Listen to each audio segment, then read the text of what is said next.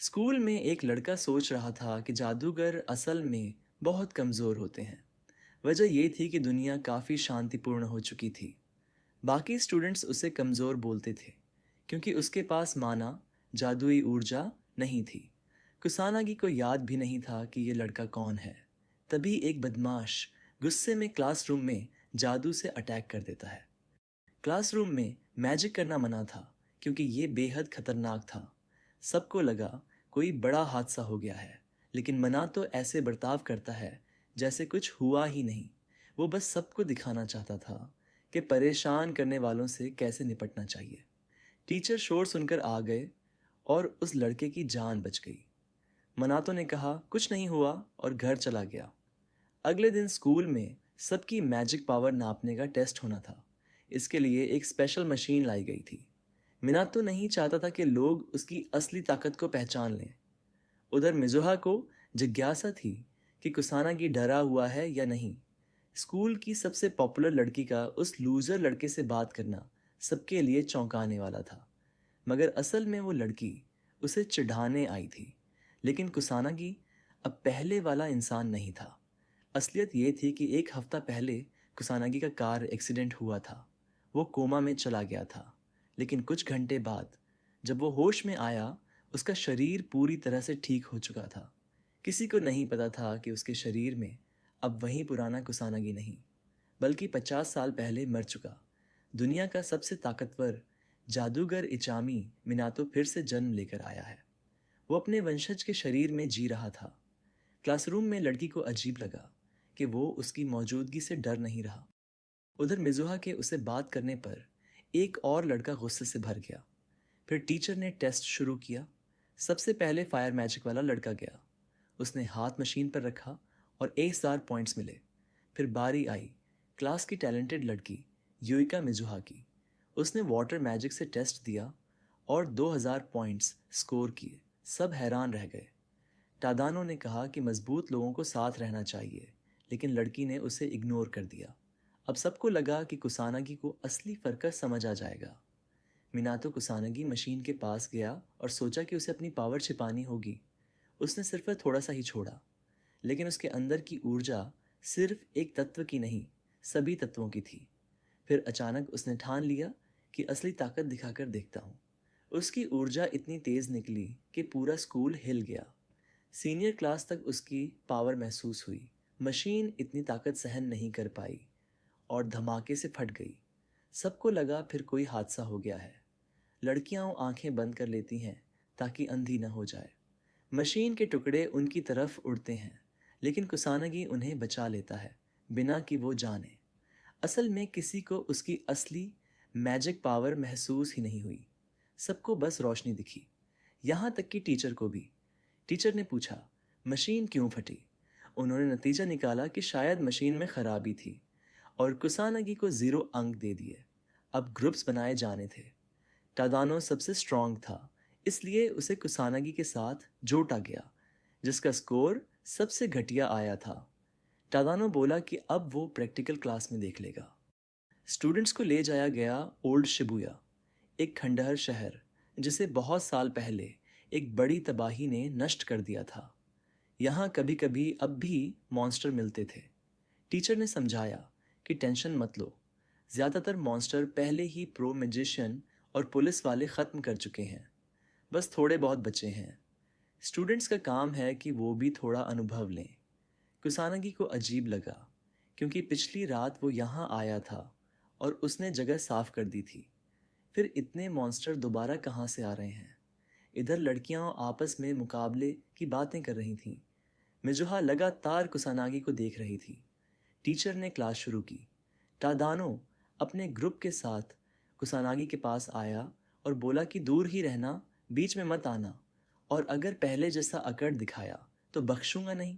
कुसानागी हैरान था कि इन्हें उससे इतनी नफरत है तो इग्नोर क्यों नहीं कर देते। टादानो ने गुस्से में चिल्लाकर उसे चुप कराया। फिर उसने ताना मारा कि मिजुहा अब भी इस ट्रैश लड़के से क्यों बात करती है। कुसानागी को यकीन ही नहीं हुआ कि टादानो को मिजुहा के लिए फीलिंग्स हैं। ये सुनकर टादानो और भड़क गया। इसी बीच कुसानागी ने कुछ नोटिस किया और उन्हें रोका, मगर टादानो को लगा कि वो बस अपनी जान बचाने के लिए चाल चल रहा है। लेकिन जब उसने पीछे देखा तो पूरा ग्रुप दंग रह गया। उनके ठीक पीछे एक डेमन सोल्जर खड़ा था। सबके पसीने छूट गए। सबने टादानो को हाइप किया कि तू तो जीत जाएगा। टादानो खुद भी घबराया हुआ था, लेकिन शान दिखाते हुए आगे बढ़ा और फायर मैजिक से हमला किया। एक बड़ा धमाका हुआ। सबको लगा मॉन्स्टर मर गया, लेकिन जब धुआं छौंटा तो वो वहीं खड़ा था, बिल्कुल बिना खरोंच के। टादानो डर से जम गया। तभी कुसानागी ने कहा, तेरे लेवल 1 वाले जादू से डेमन सोल्जर पर खरोंच भी नहीं आएगी। जैसे ही मॉन्स्टर आगे बढ़ता है, पूरा ग्रुप डर से कांपने लगता है। सबके पैर जवाब दे जाते हैं और वो घुटनों पर गिर जाते हैं। टादानो की आंखों में आंसू आ जाते हैं। उसे लगता है यहीं उसकी जिंदगी खत्म हो जाएगी। डर के मारे वो खुद पर काबू नहीं रख पाता और पैंट गीली कर देता है। लेकिन तभी मरने ही वाला था कि डेमन सोल्जर अचानक रुक जाता है। उसने किसी और की ताकत महसूस की। उसकी नज़र सीधे कुसानागी पर जाती है। वो एक कदम पीछे हट जाता है। कुसानागी आगे बढ़ता है और हैरान होता है कि मॉन्स्टर ने इतनी जल्दी पहचान लिया कि असली ताकतवर कौन है। अब वो सीधे डेमन सोल्जर का सामना करता है। दोनों की लड़ाई शुरू होती है। मॉन्स्टर भी पूरी ताकत झोंक देता है और चारों तरफ कई मैजिक सर्कल्स बना देता है। टादानो और उसके साथी पूरी तरह हिल जाते हैं। उन्हें यकीन है कि अब उनकी मौत तय है। Demon soldier level 2 magic rock break छोड़ता है। एक विशाल चट्टान कुसानागी पर टूटकर गिरने वाली होती है, लेकिन हमारा हीरो बिल्कुल शांत खड़ा रहता है और हल्की सी मुस्कान देता है। वो अपना साधारण सा लेवल 1 मैजिक फायर एरो निकालता है और उसे छोड़ देता है। परिणाम, उसकी छोटी सी आग की तीर उस भारी चट्टान को तोड़कर राख बना देती है, फिर सीधा मॉन्स्टर पर लगती है। एक विशाल धमाका होता है। धुआं छूटता है और सबकी आंखें फटी की फटी रह जाती हैं। डायमंड सोल्जर मर चुका था। टादानो हैरान होकर बड़बड़ाता है, ये क्या हो रहा है? क्या कुसानागी ने किया ये? लेकिन उसका दिमाग मानने को तैयार नहीं होता। उसके हिसाब से ये नामुमकिन है। मगर कुसानागी कामली कहता है, अगर मैं इस्तेमाल कर रहा हूँ तो लेवल 1 मैजिक भी डेमन सोल्जर को हराने के लिए काफ़ी है। उसके दिल में सवाल उठता है कि इतने मॉन्स्टर शिबुया में फिर से क्यों आ रहे हैं, जबकि कल रात तो उसने सबका सफाया कर दिया था। उसे लगता है शायद ये किसी बड़ी तबाही की आहट है। फिर अचानक उसके दिमाग में पुराने जीवन की यादें दौड़ जाती हैं। तबाही के वो दृश्य जब उसने अपने प्रियजनों को मरते हुए देखा था। उसका दिल भारी हो जाता है, लेकिन उसी पल वो अपनी मुट्ठी कसता है और ठान लेता है कि अगर ये कयामत फिर से आती है तो वो हर हाल में इंसानियत की रक्षा करेगा। उधर टादानो और उसके साथी साफ मानते हैं कि उन्होंने अपनी आंखों से देखा। कुसानागी ने अकेले डेमन सोल्जर हराया। वो लोग समझ ही नहीं पा रहे कि ये वही कुसानागी है जिसे वो हमेशा हारा हुआ कहते थे। टादानो गुस्से से दीवार पर मुक्का मार देता है। पीछे से मिजुहा सब कुछ देख रही होती है। वो भी हैरान है। उसने सोचा भी नहीं था कि कुसानागी ऐसा हो सकता है। इसी बीच मिजुहा अपनी टीम के साथ एक कमज़ोर मॉन्स्टर से लड़ती है और लेवल 1 अक्वा सॉसर से उसे मिनटों में हरा देती है। उसके क्लासमेट्स उसकी तारीफ करते हैं, लेकिन मिजुहा चिढ़ जाती है। उसे लगता है कि ये आम लोग जल्दी प्रभावित हो जाते हैं। असलियत में वो एक जीनियस है, इसलिए उसके लिए ये सब मामूली है। लेकिन तभी वो टादानो के ग्रुप को ढूंढने निकलती है। उसे शक होता है कि शायद टादानो फिर कुसानागी को तंग कर रहा होगा। उसके अंदर एक अलग ही एक्साइटमेंट होती है। वो भागकर वहाँ पहुँचती है, लेकिन जैसे ही झांकती है उसकी आंखें फटी रह जाती हैं। वहाँ तो डेमन सोल्जर खड़ा है। वो डर जाती है, लेकिन अपने आप को मिजुहा फैमिली की बेटी याद दिलाती है और ठान लेती है कि मदद करनी ही पड़ेगी।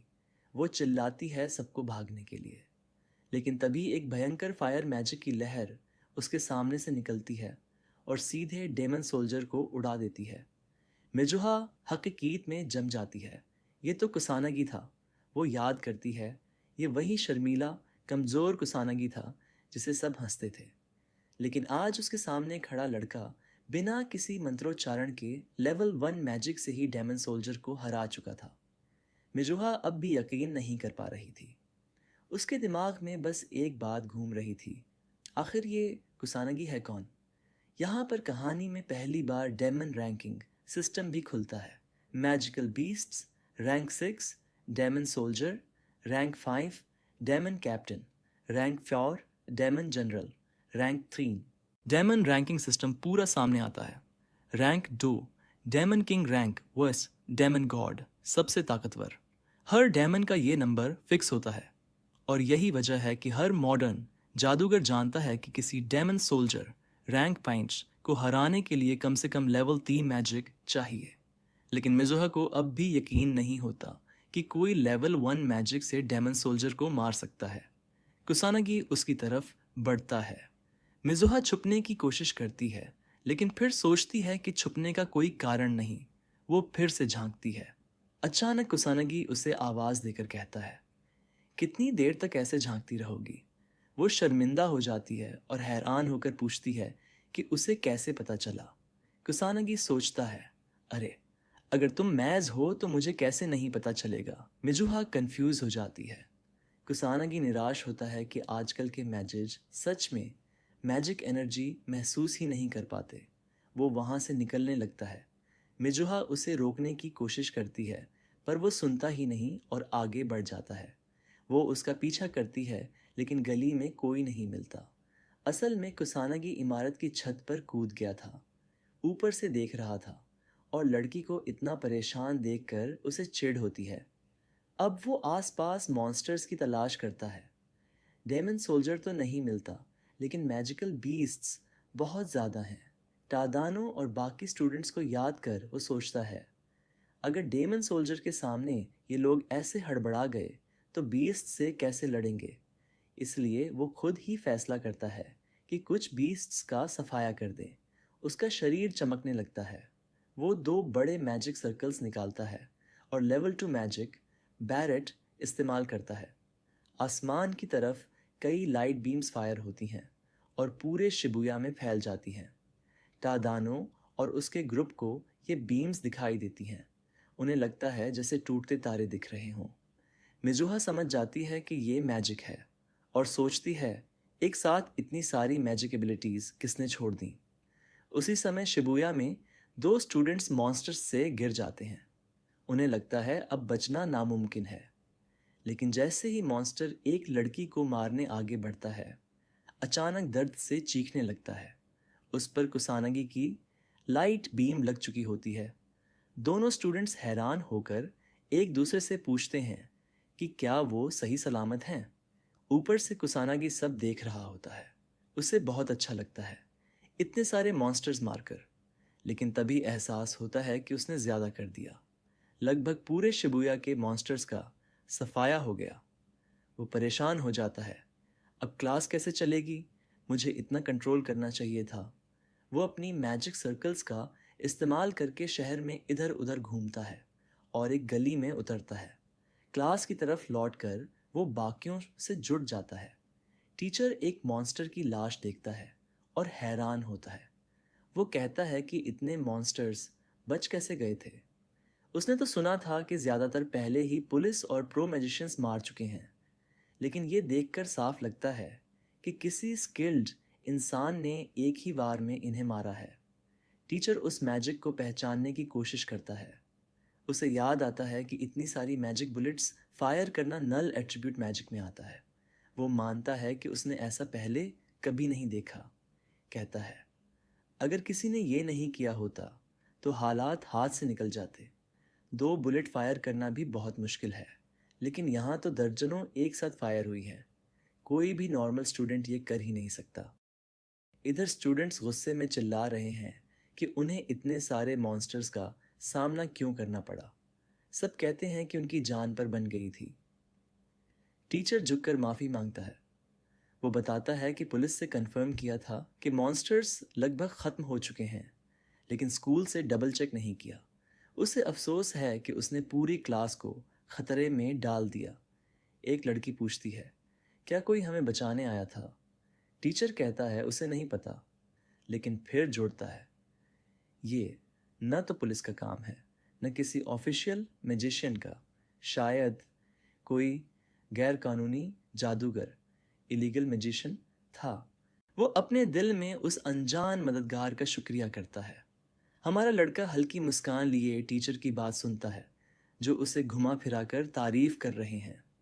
कुछ स्टूडेंट्स आपस में उसकी मैजिक बुलेट्स पर चर्चा कर रहे हैं। सबको समझ नहीं आ रहा कि वो क्या था।